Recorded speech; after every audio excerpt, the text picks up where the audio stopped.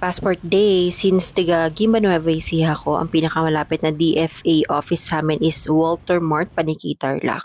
Promise na ipapakita ko sa inyo kung paano ko ginawa yung makeup ko. Kaso sa pagmamadali ko, hindi ko na video yung pagmi-makeup. Kung gusto nyo pa rin makita kung paano ko ginawa yung makeup ko, comment nyo na lang para magawan ko ng separate video. Ito pala yung outfit ko. Bale, nagdala ako ng 2 coat para just in case na hindi ako papasukin dahil maikli yung suot ko, meron akong dalang mahabang coat. Yung black coat ngayon ginamit ko for pictorial kasi sabi nila mas maganda daw yan for picture. Pero parang hindi naman. Kahit ganyan yung suot ko, pinayagan ako makapasok. Siguro dahil hindi sila mahigpit. Pati makeup ko, pati false eyelashes ko pasado naman, hindi naman pinatanggal yung makeup. By the way guys, more than 10 years nang expired yung passport ko and for change name na rin siya kasi married na ako. But still, pasok siya for renewal. Madali na lang magpa-renew ng passport ngayon, basta magpa-schedule ka online. Ganda-gandahan tayo, diba, before photoshoot.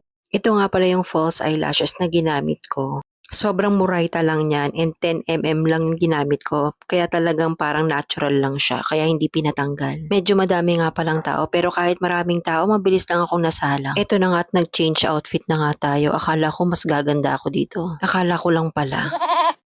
Ayoko nang ipakita sa inyo yung passport ko guys kasi hindi ako maganda doon. Charot. Pinadeliver ko na lang pala yung passport ko para hindi na ako babalik ulit sa Paniki. 150 lang yata yung binayad ko.